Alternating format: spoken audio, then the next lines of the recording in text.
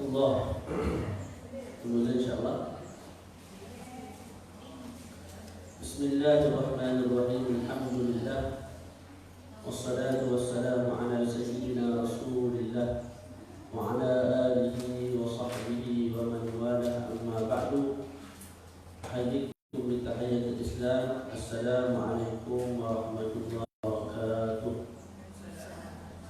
Alhamdulillah, sama-sama kita memanjatkan rasa syukur kepada Allah Subhanahu wa taala di atas segala kurniaan nikmat dan anugerah kepada diri kita. Nikmat yang berupa kesihatan tubuh badan yang baik, akal fikiran yang sejahtera, keluarga yang bahagia, kecukupan dalam hidup, nikmat anak yang soleh-solehah, anak yang elok tubuh badannya, nikmat isteri yang taat, suami yang bertanggungjawab, kenderaan yang elok, rumah yang luas yang selesa. Dan nikmat yang paling besar Allah Ta'ala kurniakan kepada kita ialah nikmat iman dan Islam, yang mana nikmat tersebut kita dapat sejak daripada kita lahir tanpa kita meminta kepada Allah Subhanahu wa taala. Jadi nikmat yang dikurniakan terlalu banyak, sebab itu di dalam Al-Quran disebut wa in ta'uddu ni'matallahi la tuhsuha. Jika kamu mengira nikmat-nikmat Allah Taala, maka tidak akan mampu kamu kira. Dan nikmat tersebut menuntut kita untuk bersyukur. Dan bersyukur ada banyak peringkat. Peringkat yang paling tinggi ialah kita menggunakan segala nikmat tersebut untuk mentaati Allah Subhanahu wa taala. Dan antara ketaatan yang besar ganjarannya dan sangat kuat tuntutannya ialah menuntut ilmu yang ditinggalkan oleh junjungan besar Nabi Muhammad SAW melalui jalur para sahabat, tabi'in dan terus turun kepada ulama sehingga sampai kepada kita. Antara ilmu yang paling besar pula, yang paling agung, ialah ilmu yang berkait dengan kalamullah, iaitu tafsir Al-Quran Al-Karim. InsyaAllah pada pagi yang berbahagia ini kita menyambung perbahasan tafsir Al-Quran Al-Karim melalui surah At-Takwir. Kita sebut sebenarnya surah At-Takwir bermakna surah yang menggulung. Jadi daripada makna surah itu kita faham surah ini menceritakan tentang perihal hari kiamat. Kita dah bincang bermula daripada ayat 1 sampai ayat 14. Hari ini kita masuk ayat yang ke-15 sampai habis insya-Allah taala, bermula muka surat 268. A'udzu billahi minasyaitonir rajim. Bismillahirrahmanirrahim. Fala uqsimu bil khunnas al-jawaril kunnas wal layli idza as'as was-subhi idza tanaffas innahu laqawlu rasulin karim dhi quwwatin 'inda dhil 'arsyi makin muta'in thumma amin fama sahibukum bimajnun wa laqad ra'ahu bil ufuqil mubin fama huwa 'alal ghaibi bidhanin wa ma huwa biqawli syaitanir rajim fa aina tadhhabun in huwa illa dhikrun lil 'alamin liman syaa'a minkum an yastaqim wa ma tasyaa'una illa an yashaa'a Allahu rabbul 'alamin. Sebutan ain itu yang paling tepat. Jangan bunyi di hidung. Nak tahu tepat ataupun tidak, pegang hidung. Kalau itu tak tepat. Ain itu kat sini. Jadi kat sini dia tak bergetar. Kalau kita untuk main kembang hidung tak. Yang tu kurang kurang tepat, tapi boleh lah. Atau tak mengaji langsung lah. Tapi yang paling molek adalah Rabbul Alamin. Okey, kita baca terjemahan dia. Sungguh aku bersumpah dengan bintang-bintang yang beredar dan terbenam, demi malam apabila telah hampir meninggalkan gelapnya, dan demi subuh apabila fajarnya telah menyingsing. Sesungguhnya Al-Quran itu benar-benar firman Allah yang dibawa oleh utusan yang mulia Jibril, yang mempunyai kekuatan, yang mempunyai kedudukan tinggi di sisi Allah Subhanahu wa taala, yang mempunyai arasy, yang ditaati di sana, yakni di alam malaikat lagi dipercaya. Dan temanmu Muhammad itu bukanlah sesekali orang yang gila. Dan sesungguhnya Muhammad itu melihat Jibril di ufuk yang terang. Dan dia Muhammad bukanlah seorang yang bakhil untuk menerangkan yang gaib. Dan Al-Quran itu bukanlah perkataan syaitan yang terkutuk. Maka kemanakah kamu akan pergi? Al-Quran itu tiada lain hanyalah peringatan bagi semesta alam, yaitu bagi siapa di antara kamu yang mahu menempuh jalan yang lurus. Dan kamu tidak akan dapat, dan kamu tidak dapat menghendaki menempuh jalan itu kecuali Allah, kecuali apabila dikehendaki oleh Allah, Rabb semesta alam. Itu terjemahan ringkas. Kita masuk uraian yang dibawa oleh pengarang kitab itu, yaitu Syekh Abdullah bin Muhammad Al-Syekh. Beliau meringkaskan tafsir Ibnu Katsir. Kalau ikut tafsir Ibnu Katsir lagi tebal. Tafsir Ibnu Katsir ini tafsir Umar bil Ma'thur. Bil Ma'thur maknanya ayat Quran ditafsir dengan ayat Quran, ayat Quran ditafsir dengan hadis. Itu tafsir bil Ma'thur. Okey, kita baca. Imam Muslim di dalam kitab sahihnya dan Imam Nasa'i meriwayatkan dalam penafsirannya mengenai ayat ini daripada Amr bin Harith. Dia berkata, aku pernah mengerjakan salat subuh di belakang Nabi Muhammad SAW. Lalu aku mendengar beliau membaca, fala uqsimu bil khunnas al-jawaril khunnas wal layli idza as'as was-subhi idza tanaffas. Sungguh, itu terjemahannya, sungguh aku bersumpah dengan bintang-bintang yang beredar dan terbenam, demi malam apabila telah hampir meninggalkan gelapnya, dan demi subuh apabila fajar yang mulai menyingsing. Ibnu Abi Hatim dan Ibnu Jarir meriwayatkan daripada Ali. Ini masuk tafsir. Jadi tadi sekadar dibawa cerita Amr bin Harith pernah mendengar Nabi baca surah ini dalam salat subuh. Kemudian Imam Ibnu Abi Hatim dan Imam Jarir At-Tabari meriwayatkan daripada Ali, fala uqsimu bil khunnas al-jawaril khunnas. Sungguh aku bersumpah dengan bintang-bintang yang beredar dan terbenam. Dia mengatakan, ini maksud Ali, Sayyidina Ali tadi mengatakan maksud ayat ini ialah, yaitu bintang-bintang yang tersembunyi pada siang hari dan tampak pada malam hari.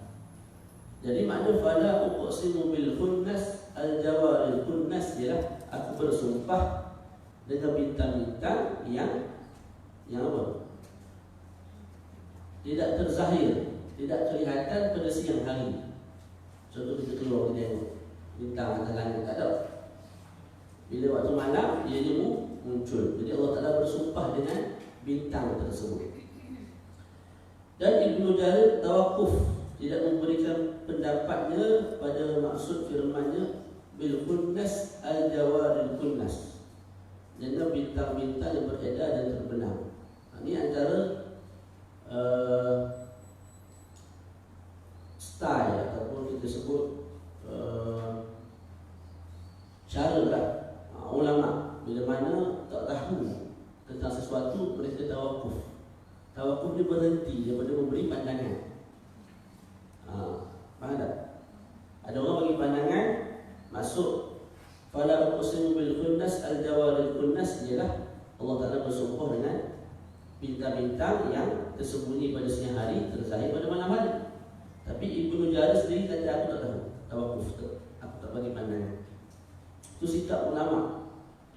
Kalau kita tengok yang bukan ulama ni, ulama di Facebook ataupun di media sosial dah tengok komen, Masya Allah, tabarakallah, sangat laju, sangat kencang. Kadang-kadang yang komen tu apa? Dia komen ulama baru ni kan, yang terbaru Jabatan Mufti Islam, tak silap, buat keluar satu statement, perempuan sembahyang pakai telekung, dan kemudian nampak daripada arah bawah melalui telekung dia tu, sah tak sembahyang? Jadi disebut dalam fatwa tersebut tidak sah sembahyang menurut pandangan mazhab Imam Syafi'i. Namun benda tu perkara yang rumit dan sulit, maka dimaafkan pada masa-masa yang lalu yang telah kita buat begitu. Dia ceritanya gini, dalam bab tutup aurat ni, kita wajib tutup daripada arah keliling dan juga daripada arah atas. Jadi saya tak ada sembahyang dalam keadaan buka hutang sampai nampak pusat tak ada. Begitu daripada tepi, kalau tengok daripada tepi nampak aurat kita, maka sembahyang kita tidak sah. Adapun dari bawah tidak ada masalah. Contoh Zaid sembahyang di atas kaca yang luksina di tingkat 2, dalam keadaan tidak memakai seluar dalam, contoh. Jadi masuk cucu dia tengok paling belakang, bunyi ting tong itu. Batal tak sembahyang dia? Tak. Sebab terkelihatan daripada bawah.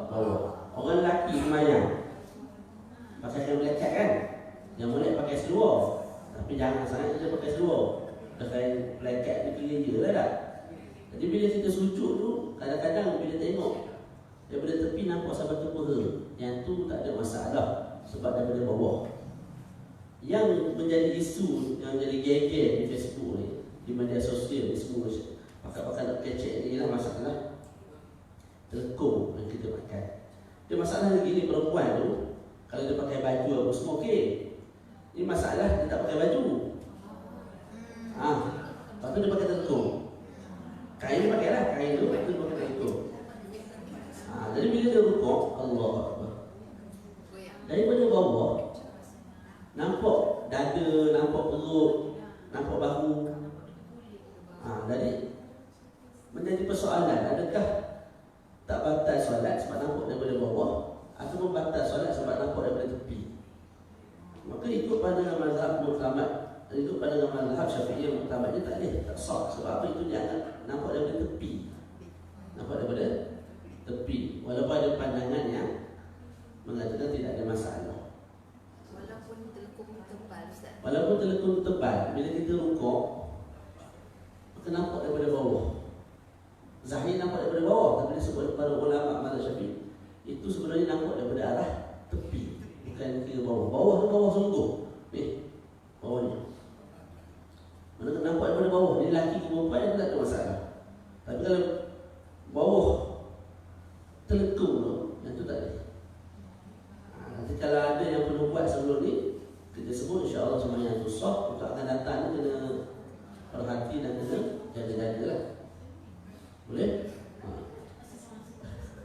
Jadi dalam komen tu ada tengok ramai pandangan ulama. Ulama daripada Kuantan, ulama daripada Selangor, ulama wakil daripada mufti. Ada komen mufti. Hari ni orang tak ada langsung apa nama, kasih dan hormat ulama. Maksud nampak maknanya mata yang memandang. Anda kata biasa kalau Rezim sebut tema tu solat dalam diri. Tidak ada siapa-siapa yang melihat. Tak boleh. Tak ada. Dia masuk nampak ni bukan mesti orang pandang. Kalau gitu kita boleh telanjang semayang dalam bilik, mana ada orang tengok sekarang. Bukan kan? Boleh?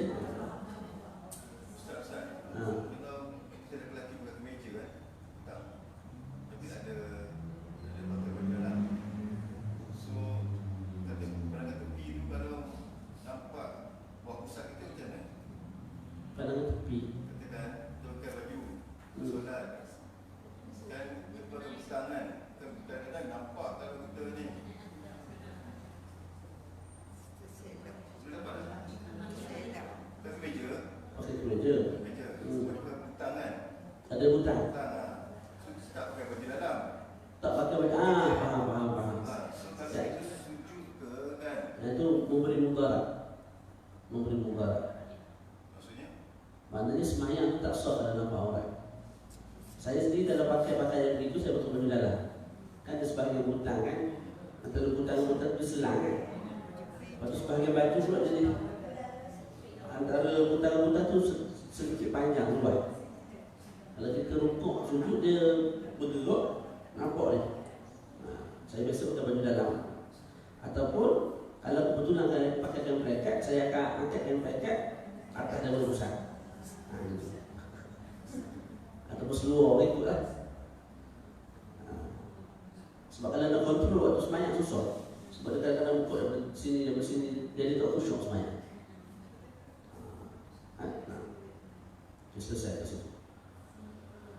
Mana tadi? Kita bincang tentang pandangan Imam Ibn Jarir. Mana dia tawakuf. Tawakuf ni saya nampak boleh kemungkinan ni. Tak pasti. Aku biar dulu lah. Esok lusa lah bagi jawapan ni. Itu cara orang alim. Dia orang tak ngerti dia. Tanya jawab. Tak fikir dia. Dan Ibnu Jarir tawakuf, tidak memberikan pendapatnya pada firman Allah Subhanahu wa taala bil khunnas al jawaril khunnas, dengan bintang-bintang yang beredar dan terbenam. Apakah ia itu bintang-bintang ataupun kijang ataupun sapi liar? Ini pandangan pertama mengatakan ini bintang. Tapi ada juga yang mengatakan maksud al khunnas al jawaril khunnas itu ialah kijang ataupun sapi liar. Tahu sapi, lembu. Bakar al-bahsh. Lembu liar. Lembu liar ni apa? Apa makna lembu liar?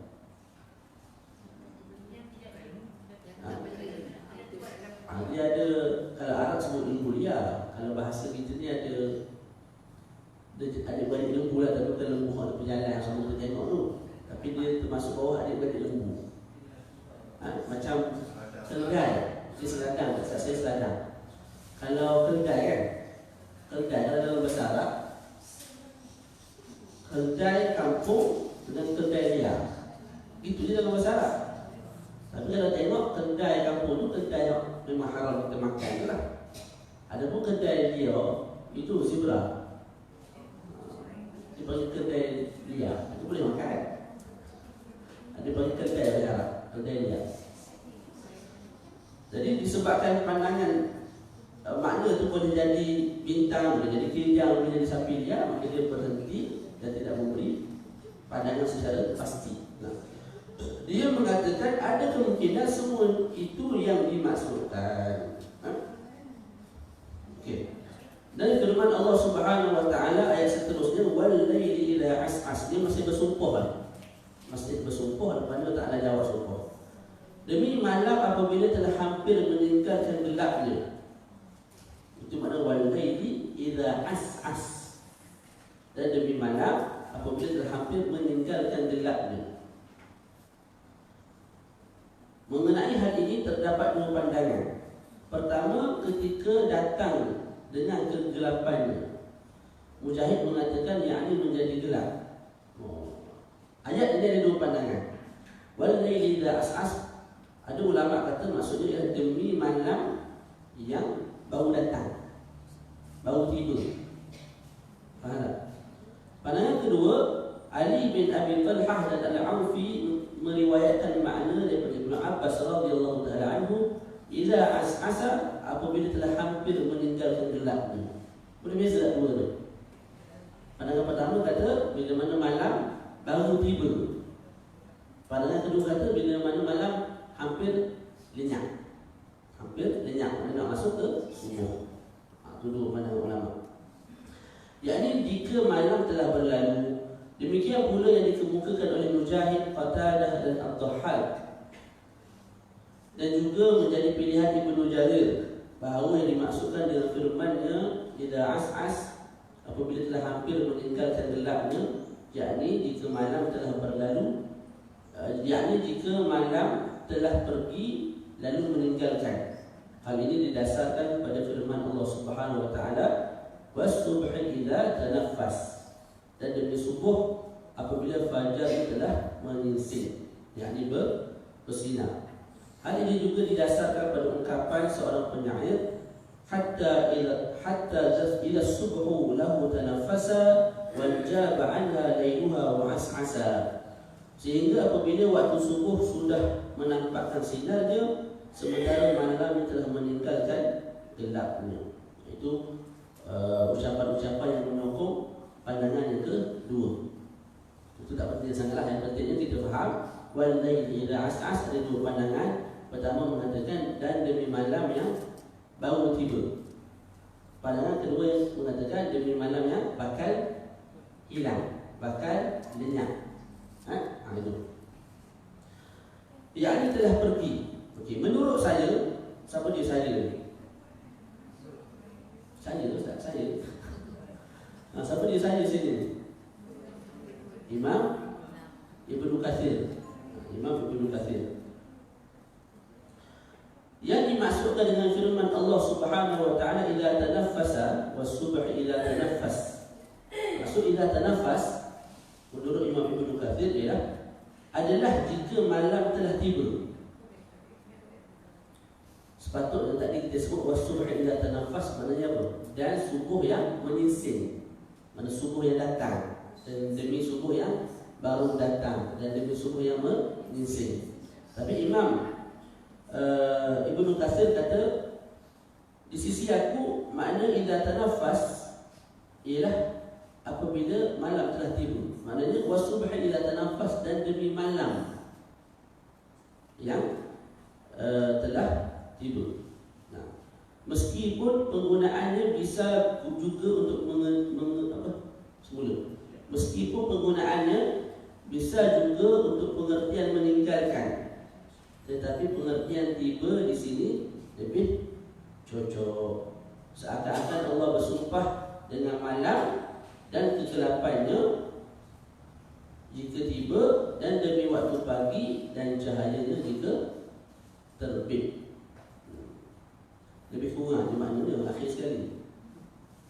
Wal-laili idza as'as, demi malam yang bakal tiba, was-subhi idza tanaffas, dan demi waktu subuh yang bakal menyingsing, bakal tiba jugalah.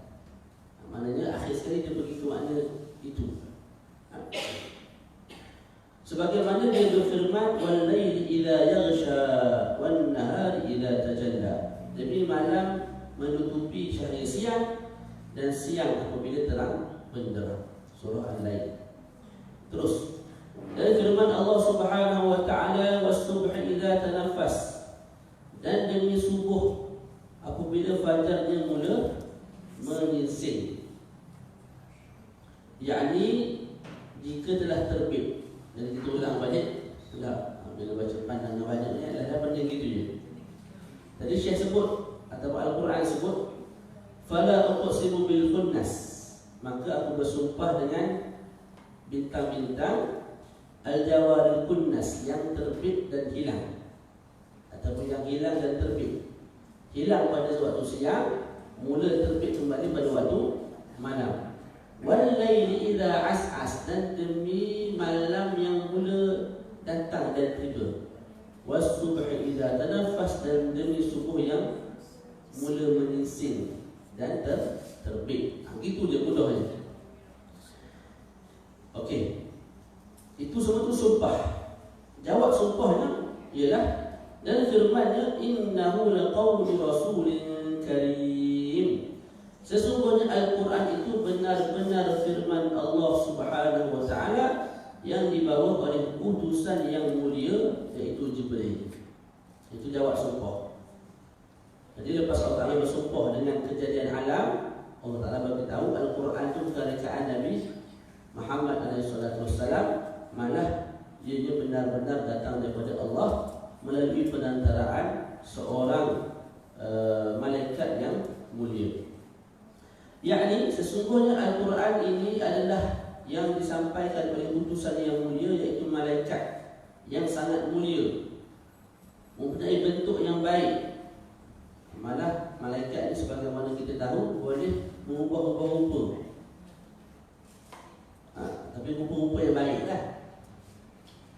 Sebab tu ada kala malaikat datang jumpa Nabi dalam bentuk Ad-Dahiyah Al-Kalbi.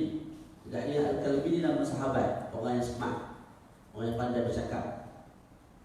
Jadi malaikat datang dalam bentuk tu jumpa Nabi. Kadang-kadang datang dalam bentuk rupa asal. Dan macam-macam lagi lah. Iaitu malaikat yang sangat mulia, mempunyai bentuk yang baik dan indah dipandang. Dia adalah Jibril ataupun Jibril alaihi salam. Demikian yang dikatakan oleh Imam Ibn Abbas, Asy-Sya'bi, Maimun bin Mihran, Al-Hasan, Qatadah, Ar-Rabi' bin Anas dan Ad-Dhahhak dan lain-lain. Ini pandangan ulama-ulama yang telah kita sebutkan. Dzi quwwatin, ini sifat bagi malaikat tadi yang membawa Al-Quran turun kepada Nabi. Apa sifatnya? Dzi quwwatin, di samping malaikat itu mulia, malaikat itu juga dzi quwwatin, iaitu yang mempunyai kekuatan. Yakni seperti firman Allah Subhanahu wa taala, 'allamahu syadidul quwa dzu mirratin fastawa, yang diajarkan kepadanya oleh Jibril. Dalam ayat yang lain disebut Jibril itu sifat yang mana? Yang sangat kuat, yang mempunyai akal yang cerdas. Sebab malaikat ni badannya sangat besar. Ada berapa sayap kalau malaikat Jibril? 600, rupa asal dari 600 sayap. Bila satu sayap tu dibuka menutup separuh bumi. Kalau dua, tutup semua bumi. Lepas tu baki lagi 598. Kan ada 600 sayap. Bapak besar, itu baru seorang. Itu baru seorang. Bayangkan tentera Allah Ta'ala tidak terkira banyak. Malaikat ni tak terkira banyak. Kalau Nabi, kita ngaji, kita akidah kan, disebut bilangnya 124,000. Maknanya ada lah apa tu perakhiran tu. Tapi malaikat ni Allah Ta'ala sahaja yang tahu jumlah dia. Jadi kalau seorang tu dah besar lagi tu, jadi bayang. Sebab tu kita akidah Ahlussunnah wal Jamaah sangat-sangat percaya setiap yang berlaku, sama ada baik ataupun buruk, adalah kehendak Allah semata-mata nak menguji umat Islam. Walaupun Allah Ta'ala mampu nak musnahkan Israel ke, orang zalim ke, sekelip mata boleh je, tapi tetap dibuat. Sebab itulah kehendak bagi menguji umat Islam. Kalau kena libah sekali dengan sayap malaikat Jibril, tak ada apa dah lah, celebur je ni. Tapi tak dibuat, tak dilaksanakan. Sebab apa? Allah Ta'ala tak berkehendak begitu, sebagai satu ujian kepada kaum muslimin. Boleh? Itu akidah Ahlussunnah. Jangan kita i'tiqad yang buruk itu bukan daripada Allah. Tak kan? Yang baik, yang buruk, segala perkara berlaku semua kehendak Allah Subhanahu wa Ta'ala juga. Okey. Yakni mempunyai tubuh yang kuat dan kekuatan serta penguatan yang sangat dahsyat. Tubuh kat sini bukan macam kita lah, ada daging, ada darah, ada urat. Malaikat diperbuat daripada, dicipta daripada cahaya. Jadi dalam bentuk cahaya. Cahaya kita boleh tengok tak? Boleh kan? Pagi hari kita bangun tengok cahaya matahari, jadi boleh dilihat. Jadi kalau malaikat tu datang depan, maknanya ada bentuk dia lah. Bentuk cahaya, dalam bentuk cahaya. Orang dalam bentuk cahaya, ada sayap dalam bentuk cahaya. Orang kata nanti kalau tengok sekali tak tahu sama ada jadi wali ataupun gila tu esok. Indal arsy makin, sifat malaikat Jibril yang mempunyai kedudukan tinggi di sisi Allah Subhanahu wa Ta'ala, yang mempunyai arsy. Tadi disebut dalam Al-Quran, dalam ayat ini, sesungguhnya Al-Quran itu benar-benar datang daripada malaikat Jibril yang bersifat mulia, kuat dan juga mempunyai kedudukan tinggi di sisi Allah Subhanahu wa Ta'ala, pemilik arsy yang agung. Ayat arsy ini makhluk yang paling besar dan diciptakan oleh Allah Subhanahu wa Ta'ala. Dan di bawah hanya ada air. Muta'in thamma amin, yang ditaati di sana. Siapa dia yang ditaati tu? Malaikat Jibril itulah. Ditaati di sana, itu di alam malaikat. Mana bos, ketua, CEO. Faham tak? Yakni dia mempunyai kewibawaan, ucapannya didengar dan ditaati di Malaul A'la, di alam langit. Mengenai firman-Nya muta'in thamma, yang bermakna yang ditaati di sana, Qatadah mengatakan iaitu langit. Di sana tu mana? Di langit. Artinya dia bukan termasuk kelompok malaikat biasa. Mana bukan yang jadi malaikat level rendah, malaikat level tinggi. Tetapi dia termasuk kelompok malaikat yang terhormat lagi mulia, yang mendapat perhatian dan dipilih untuk menyampaikan risalah yang sangat agung oleh Allah Subhanahu Wa Taala. Tadi kita sebut tadi bilangan malaikat dia terlalu ramai, tapi Allah Taala pilih Jibril untuk menjadi perantaraan menyampaikan wahyu kepada Nabi Muhammad SAW. Maka orangnya orang yang mulia lah.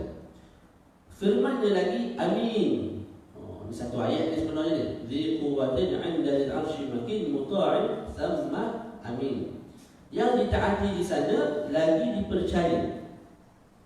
Sifat Jibril yang amanah, dapat dipercaya. Dan demikian itu merupakan suatu hal yang sangat agung sekali, di mana Rabb iaitu Allah Subhanahu Wa Taala telah menyucikan hamba dan utusannya sebagai sosok malaikat iaitu Jibril, sebagaimana dia telah menyucikan hamba dan rasulnya dari kalangan manusia iaitu Muhammad sallallahu alaihi wasallam melalui firman-Nya wa ma sahibukum bimajnun. Jadi selepas Allah Taala menyucikan malaikat, maknanya waktu turun Quran ini bukan orang biasa, tapi orang yang amanah, orang yang kuat, satu zat yang suci. Kemudian Allah Ta'ala berpindah menyucikan Nabi Muhammad daripada ucapan-ucapan puak-puak yang ingkar akan kerasulan. Wa ma sahibukum bimajnun, dan temanmu Muhammad itu bukanlah sesekali orang gila. Sebab tu Habib Ali Al-Jifri, baru saya dengar rakaman pengajian dia kata, aku ni kalau ikut maluh, dia mana maluh? Sebab apa? Sebab orang tuduh aku ni bukan sikit-sikit.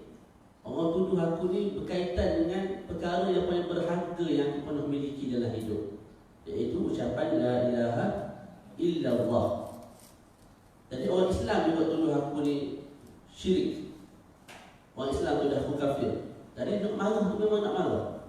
Dan aku ada kuasa ataupun aku ada sahabat-sahabat handai yang mempunyai kuasa. Kalau itu kenafsu dia, aku boleh rancur ataupun jatuhkan orang yang mengkritik, boleh sangat. Tapi bila aku fikir balik, itu bukan cara baginda Rasul SAW. Nabi Muhammad apa sahaja yang tak diuji. Semua yang kita rasa dan semua yang kita kena, semua Nabi pernah lalu. Berkaitan dengan tubuh badan, Nabi pernah luka. Tak masa perang sampai luka kat sini, luka kat dahi. Masa berdakwah di Taif sampai luka kaki-kaki. Tak. Kemudian pada sudut maruah diri Nabi digelar sebagai gila, ahli sihir. Keluarga Nabi pun dicerca, malah di boykot dalam satu tempoh yang bukan sekejap, sampai ramai yang meninggal. Jadi semua yang kamu rasa itu berat, sebenarnya Nabi sendiri pernah alami. Jadi tak perlulah kita buat ayat, kenapa aku berdakwah, buat kerja agama tapi orang tak nak uji macam ni. Tak perlu rasa diri itu mulia. Sebab apa? Kalau perkara itu tak layak, Nabi lebih tak layak terima. Nabi lebih tidak sesuai berdakwah sehingga berdarah kaki, sehingga luka, sehingga turunan ini. Boleh? Jadi itu sifat baginda Rasul SAW. Jadi kat sini tu kita baca. Dan temanmu Muhammad itu bukan sesekali orang yang gila. Kita tak ada lagi orang kata gila lah. Paling-paling kuat pun bodoh. Dulu gila ni tak perlu kena lagi. Bengong. Al-Sya'bi Maimun Ini ulama Asy-Sya'bi, Maimun bin Mihran dan Abu Salih yang telah disebutkan sebelumnya mengatakan bahawa wa ma sahibukum bimajnun, ialah dan temanmu Muhammad itu bukanlah sesekali orang gila. Itu terjemahan zahir ayat. Adapun tafsiran oleh ulama tadi Asy-Sya'bi, Maimun bin Mihran, Abu Salih, ucapan selepas dulu. Jadi Muhammad sallallahu alaihi wasallam. Maknanya dalam Quran disebut tidaklah kawanmu, sahabatmu, satu sahabat kat sini, kawan kamu kat sini. Jadi maksudkan kat sini ialah Nabi Muhammad itu sendiri. Begitulah. Dan firman Allah Subhanahu wa taala wa laqad ra'ahu bil ufuqil mubin, dan sesungguhnya Muhammad itu melihat Jibril di ufuk yang terang. Maknanya Nabi pernah melihat Sayyidina Jibril dalam bentuk yang nyata. Muhammad betul-betul telah melihat Jibril yang mendatanginya membawa risalah dari Allah dengan penampilan aslinya yang diciptakan Allah, mempunyai 600 sayap. Bil ufuqil mubin, maknanya di ufuk yang terang, yakni dengan benar-benar nyata sebagai penglihatannya yang pertama kali. Sikit lagi, sikit banyak lagi. Baju baca lagi sikit. Dan firman Allah Subhanahu wa taala lagi, wa ma huwa 'alal ghaibi bidhanin, dan dia Muhammad bukanlah seorang yang bakhil untuk menerangkan perkara yang gaib. Malah Nabi kita menerangkan segala perkara yang diamanahkan untuk baginda terangkan. Dia ada 3. Pertama, perkara-perkara yang wajib Nabi sampaikan, maka Nabi telah sampaikan semua sekali. Yang kedua, perkara-perkara yang Nabi diberi pilihan oleh Allah, nak sampaikan boleh, nak diam pun boleh. Yang tu Nabi sampaikan kepada sebahagian, tidak pada sebahagian sahabat yang lain. Contohnya ialah Nabi pernah sampaikan kepada Sayyidina Hudzaifah bin Al-Yaman, tak silap saya, tentang nama-nama munafik yang ada di kota Madinah. Jadi seorang sahabat ni sahaja yang tahu munafik tersebut, orang lain tak tahu. Adakah berdosa Nabi tak sampaikan kepada umat yang lain? Tak. Sebab itu jenis arahan yang berbentuk pilihan. Nak sampaikan boleh, nak diam boleh. Yang ketiga, ada perkara yang Nabi haram sampaikan kepada umat, iaitu perkara-perkara yang berkait dengan ketuhanan yang tinggi-tinggi, level-level yang Masya Allah Tabarakallah. Yang tu kita tak boleh nak pikul. Ada contoh kita naik kereta kancil, kita tekan minyak tu, seolah-olah kita naik kereta Lamborghini ke lah, ataupun Merc ke, sama ada kereta terbang ataupun masuk laut, tu je lah kancil. Faham tak? Sebab dia tak mampu nak pikul apa nama kelajuan yang begitu laju. Sama lah akal kita ni, hati kita ni, sampai satu peringkat kita tak boleh nak memikul ataupun memahami rasa ketuhanan yang tinggi-tinggi. Yang tu Nabi simpan seorang-seorang lah. Sebab tu Nabi pernah sebut, kalau kamu tahu apa yang aku tahu, maka kamu akan lebih banyak menangis berbanding tidak ketahui. Tak boleh buat kerja yang buat lah. Tak boleh nak pergi pasar, tak boleh nak gurau dengan anak isteri, tak boleh nak bekerja, tak boleh nak main kuliah. Dia memikir. Sebab apa? Nabi tengok depan mata benda-benda tu. Malaikat Jibril Nabi tengok depan mata, syurga Nabi tengok depan mata, neraka Nabi tengok depan mata.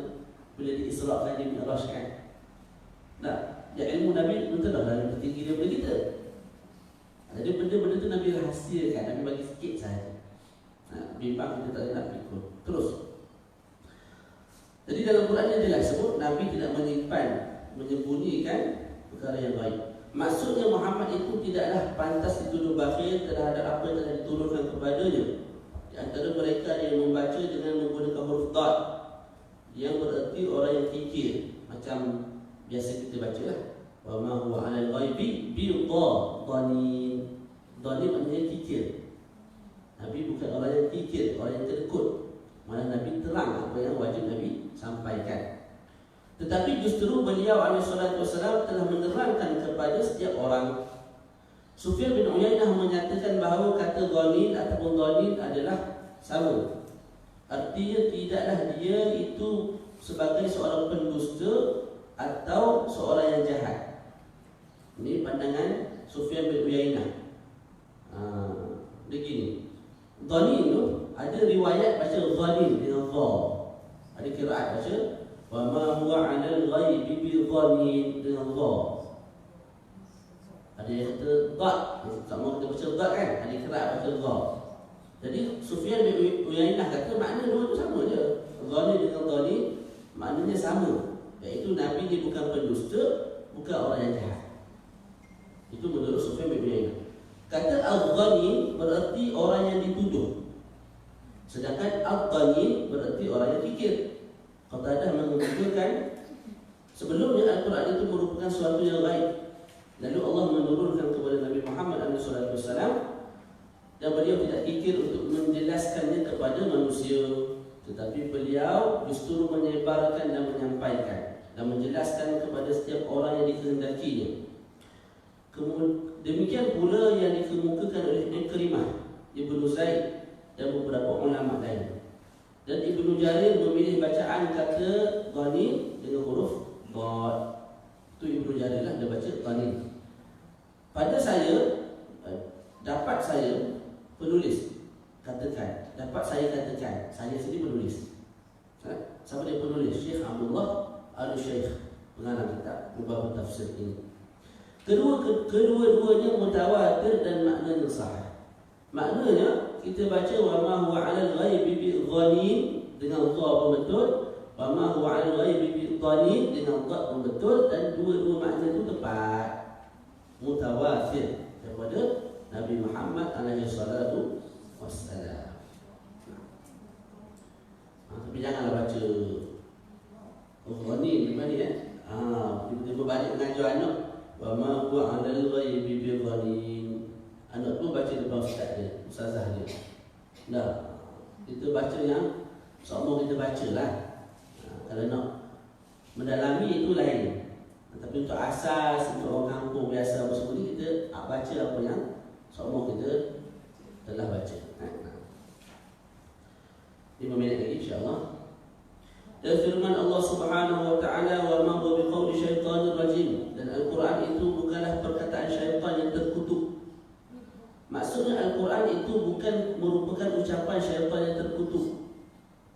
Artinya syaitan tidak akan mampu mengembannya. Apa makna mengembannya? Siapa ada yang kitab terjemahan apa maksud dia? Dia tulis apa sini? Artinya syaitan tidak mampu mengembannya. Takkan pakai kain kemban?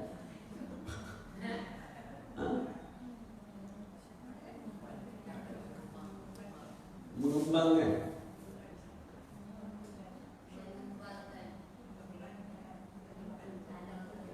Ada yang belajar biru. Itu sama dia pada wa ma huwa biqauli syaitanir rajim 272. Artinya syaitan tidak akan mampu mengembannya. Dan tidak juga dia mengkehendakinya, serta tidak pantas baginya untuk mendapatkannya. Maknanya syaitan tak layak nak baca, nak pegang, nak sentuh, nak bertakluk kepada Al-Quranul Karim. Itu maksudnya. Sebagaimana firman Allah, wa ma tanazzalat bihi syayatin wa ma yanbaghi lahum wa ma yastati'un innahum 'anis sam'i lama'zulun. Dan Al-Quran itu bukanlah dibawa turun oleh syaitan-syaitan, dan tidaklah patut mereka membawa Al-Quran itu turun, dan mereka pun tidak akan kuasa, tidak mampu untuk menurunkan Al-Quran. Sebab Allah Ta'ala yang jaga, dan Allah Ta'ala pilih malaikat Jibril untuk turunkan, bukan syaitan.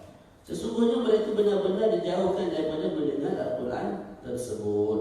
Jadi dia menjawab tuduhan orang kafir lah, yang mungkin kata Quran itu bukan daripada Allah, mana daripada iblis, daripada syaitan.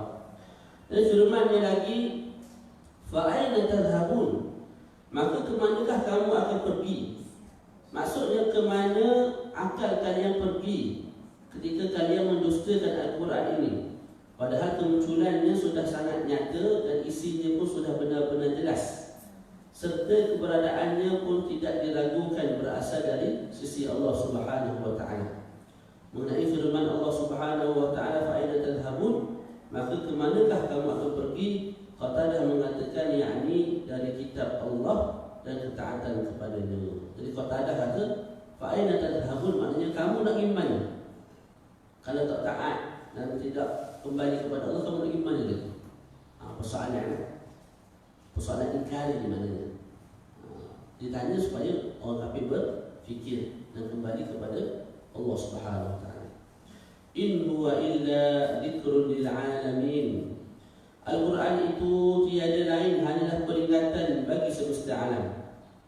Maksudnya Al-Quran ini merupakan peringatan bagi seluruh umat manusia. Dengannya mereka mengambil pelajaran dan menjadikannya sebagai nasihat. Itu asal. Tapi hari ini dibuat kajian, budak universiti pun baca Quran tunggang-langgang. Jadi didiklah anak-anak cucu dengan Al-Quran. Mungkin anak kita tak ajar cucu kita Quran. Jangan balik kampung kita panggil lah, ajar sikit. Boleh? Jangan biarkan mereka tak pandai baca Quran. Betul lah, memahami tafsir, baca pun tak erti. Ini satu perkara yang menyedihkan. Mana sepatutnya wang ringgit kita tu kita lebihkan sedikit pada perkara-perkara begini. Kalau tuition itu kita sanggup bayar dengan nilai yang mahal, apa salahnya untuk Al-Quran? Walaupun ustaz-ustaz ni tak ambil mahal mengaji Quran rumah dia, tapi kita berkira sama, perkara akhirat kira saja. Tak tahu nama. Alhamdulillah. Jadi belajarlah. Sekarang ni mudah sangat belajar. Online pun ada, ustaz mai ke rumah pun ada. Hak nak lagu mana ada belakang. Tinggal lagi nak tak nak free, berapa lama free di masjid. Nak mana program masjid tu pun mikir, macam mana dia mikir nak bagi orang reti. Dia tak bagi, pakai cakap dah tak reti.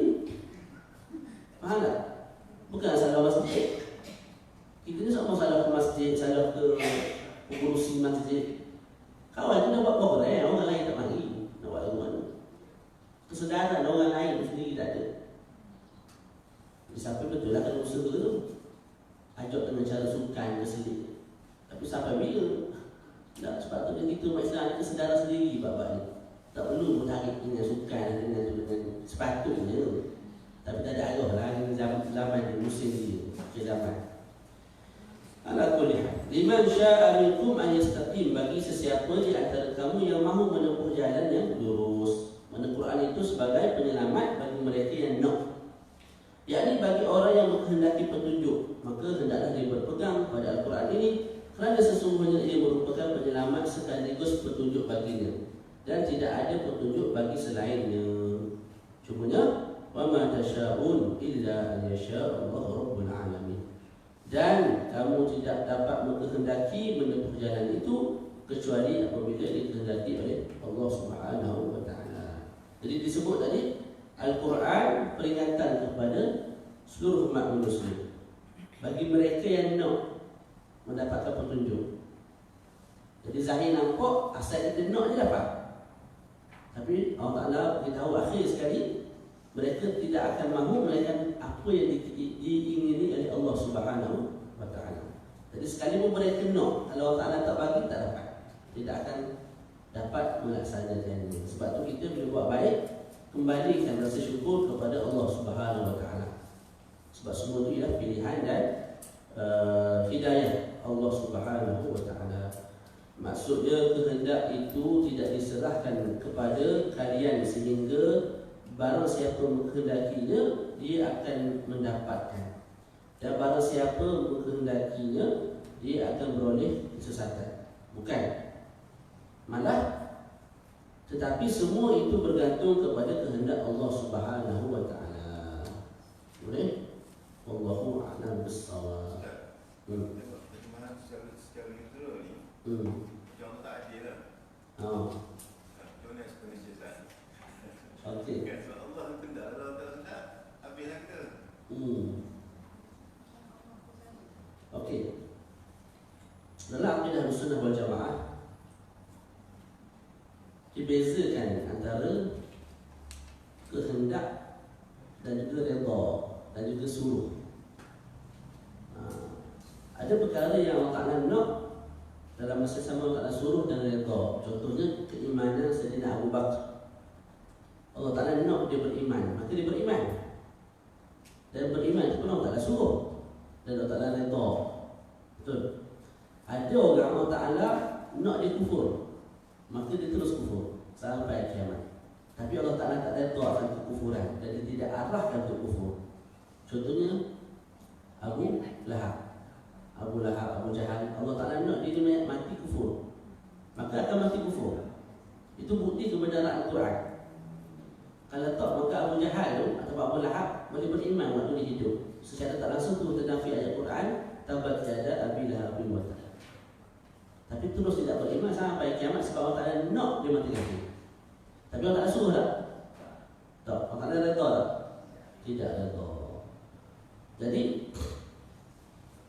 pertama sekali kita nak sebut adil tak adil pada Allah Ta'ala ni, kita kena faham dulu maksud adil,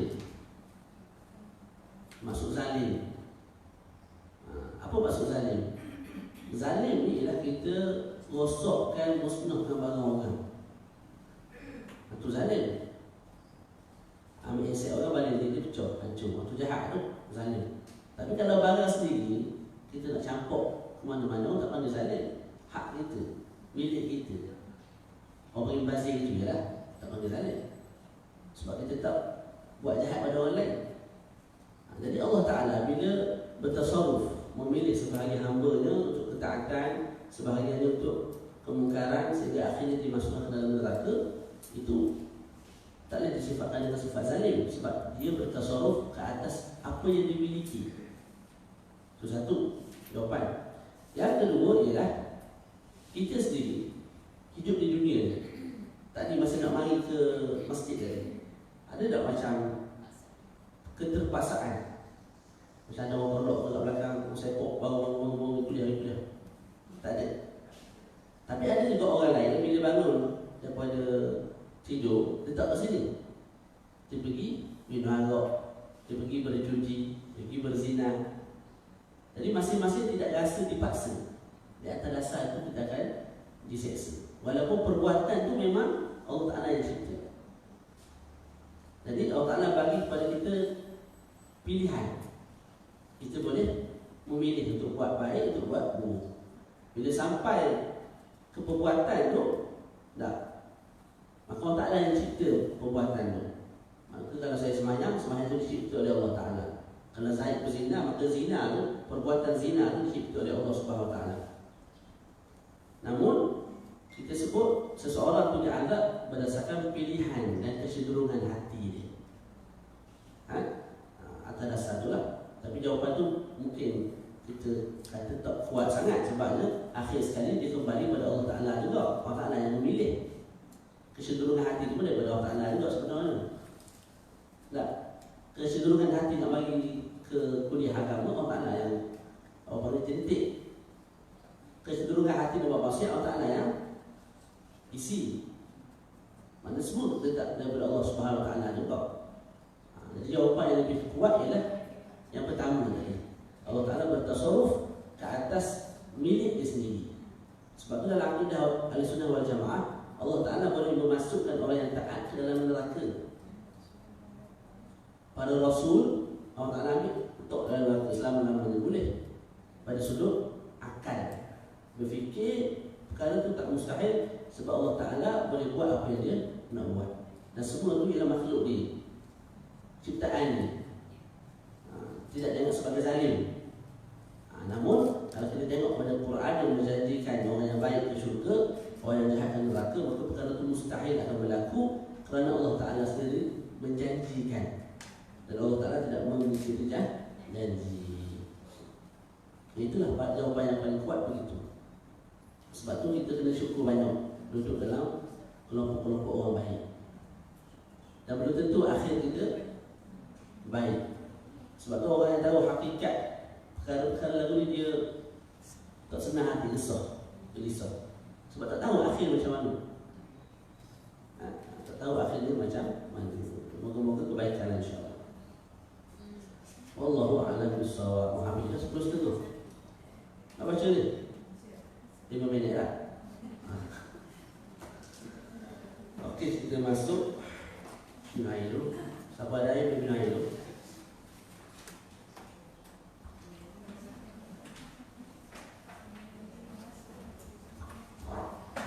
Ada yang tak ada, kita tak ada. Semua ada kan?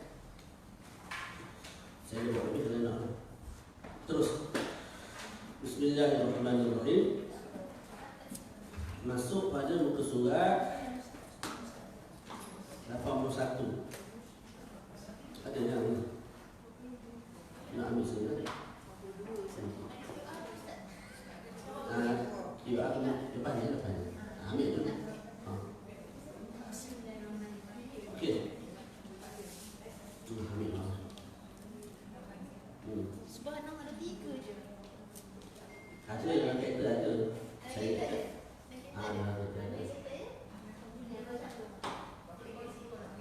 Ada berkata tak? Okey. Satu lagi Ustaz nak cukup. Pada kita aja. Kita baca 5 minit insya-Allah. Bismillah. Okey, mana 81 Di sana sekali tu. Di sana ada perbuatan yang membatalkan solat jika dilakukan secara sengaja. Tidak membatalkan jika dilakukan secara tidak terlupa. Akan tetapi disunatkan baginya sujud sahwi. Apakah dia? Jawapan, bila mana seseorang yang sembahyang sunat ketika musafir memalingkan tunggangannya daripada kiblat secara terlupa dan mengembalikan semula ke arah kiblat dengan segera. Okey.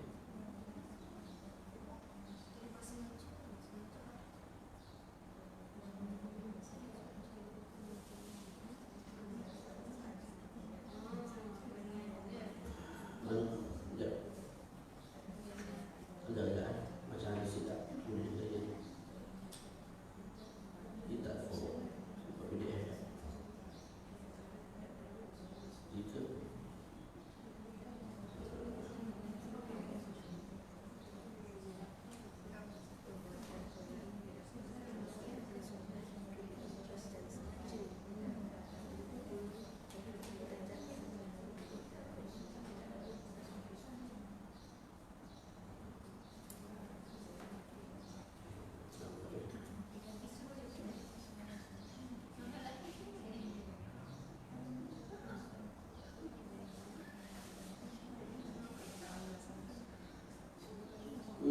silap tu ada rasa silap ni. Tidak terlupa tu mana terlupa. Itu balik tu. Tidak terbuang. Semula di sana ada perbuatan yang membatalkan solat jika dilakukan dengan sengaja, tapi tak batal kalau dilaksanakan secara terlupa. Kalau jenis begitu kita sebut sunat sujud sahwi kan. Contohnya makan yang sedikit, sengaja buat batal. Tak sengaja tak batal, tapi sunat sujud sahwi. Bercakap yang sedikit, nak kalimah dan ke bawah, sengaja batal. Tak sengaja tak batal, tapi sunat sujud sahwi. Sekarang ni perkara tu kalau buat sengaja batal, tak sengaja tak batal, tapi sunat sujud sahwi sepatutnya kan. Tapi kat sini tak disunatkan sujud sahwi. Tidak disunatkan sujud sahwi. Apa gambarannya? Kita bawa kenderaan, sembahyang sunat ada kenderaan ni, boleh? Contoh unta lah. Jadi bila kita sembahyang sunat ada kenderaan, kiblat kita ke arah mana sepatutnya? Kiblat kita dah arah yang kita tuju. Walaupun membelakangi kiblat, contoh kiblat kat sana kan, cuma kita nak ke sana, maka kiblat kita dah sana. Jadi kalau kita memalingkan diri kita daripada arah depan ya, ke tepi, ke kanan tanpa sebarang hajat, maka sembahyang kita apa? Sembahyang kita batal. Kalau sengaja batal. Tapi kalau tak sengaja, tak batal. Sepatutnya sunat sujud sahwi. Tapi kat sini tidak disunatkan sujud sahwi. Pening tu nampak separuh tu. Ini macam ni. Okey, saya selesai. Jadi saya naik kenderaan, motor, kereta, unta. Kiblat kita waktu sembahyang di atas kenderaan ialah arah yang kita pergi. Contoh sana kan, maka inilah kiblat kita. Walaupun kiblat asal kat belakang. Jadi kita mesti hadap straight ya, straight. Tak boleh ke tepi. Melainkan kalau kita memang nak ke tepi, nak masuk kanan kiri, maka kiblat kita kat arah sana pula. Tapi kalau tidak ada nak mona mana-mana, maka depan ke kiblat kita. Jadi bila begitu tak boleh kita berpaling daripada kiblat secara sengaja. Kalau buat juga, tengah bawa sengaja, maksudnya ni. Sembahyang batal kalau sengaja. Tapi kalau terlupa, tak sedar sedang solat, kita pun baru teringat, kita pun patah balik ke depan. Itu tak batal. Jadi perkara tu ialah jenis apa? Kalau buat sengaja batal, tapi kalau buat tak sengaja tak batal. Sepatutnya sunat sujud sahwi. Tapi dalam masalah ini tidak disunatkan sujud sahwi. Itu dia nak terang. Maknanya pemandu tu yang bawa. Ialah kita belakang, kita tutup pemandu lah. Ikut je. Semuanya untuk masalah sembahyang atas kenderaan, sembahyang sunat, sembahyang wajib mesti turun. Sembahyang wajib tak boleh atas kenderaan, mesti turun. Mereka berat sangat lah. Atas flight kan, tak turun lagu mana.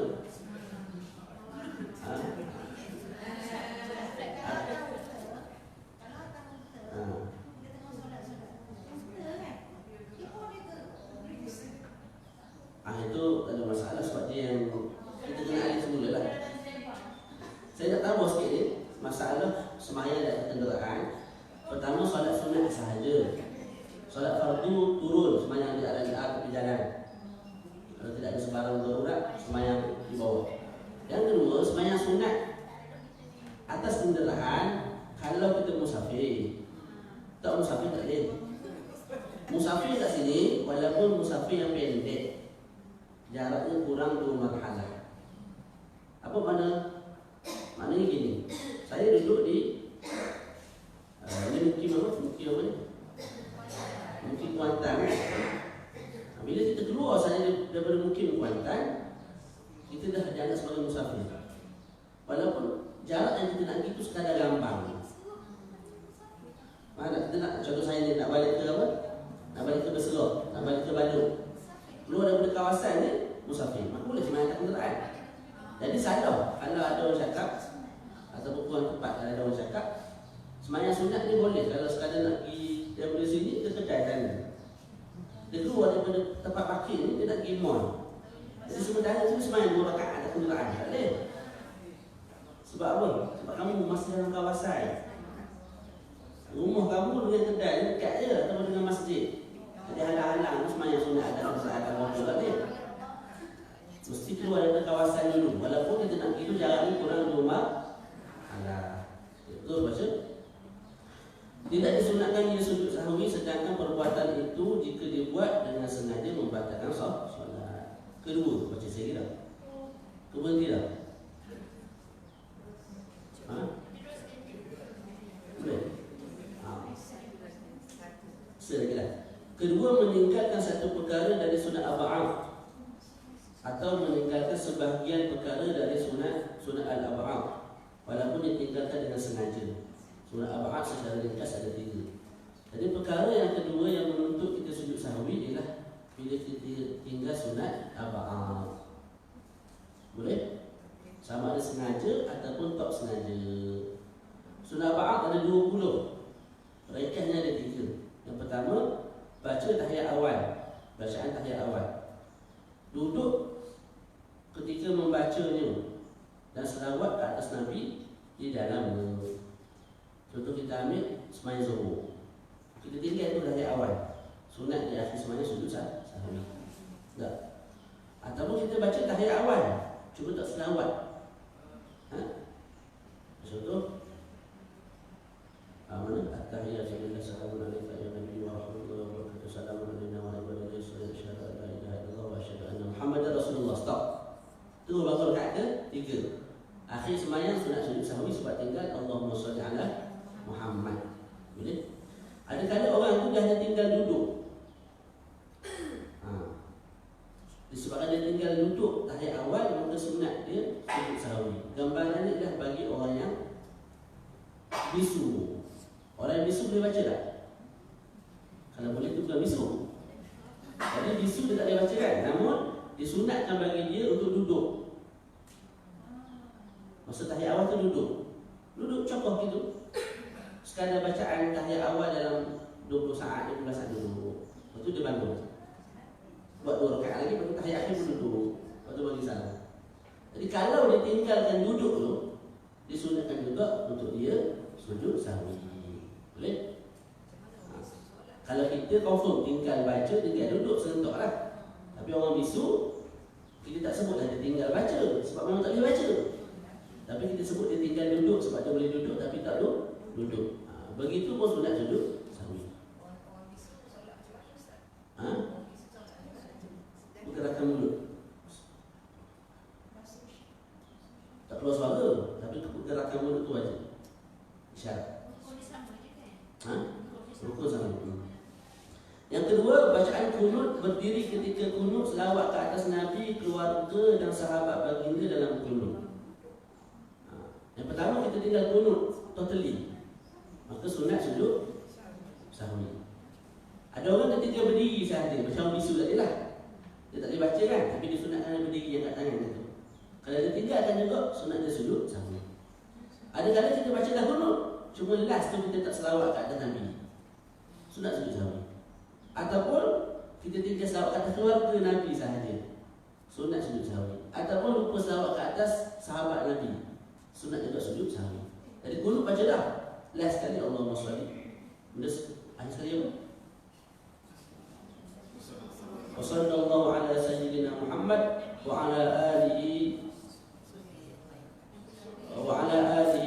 wa baraka wa sallam. Jadi alihi keluarga, lepas tu Nabi, sahabat tak lupa, sahbihi itu sahabat. Itu pun sunat sujud sahwi. Jadi sama ada tinggal totally ataupun tinggal sebahagian. Boleh? Boleh. Yang terakhir adalah selawat ke atas keluarga Nabi ketika tahiyat akhir. Dalam tahiyat akhir, selawat ke atas Nabi wajib. Allahumma shalli ala Muhammad wajib. Wa ala ali Muhammad, ke atas keluarga Nabi itu sunat. Cuma gambarannya begini. Tengok. Gambaran seseorang tu meninggalkan selawat ke atas keluarga Nabi dalam tahiyat akhir. Kalau seorang-seorang memang tak tergambar. Kalau semayang seorang memang tak tergambar. Sebab saya semayang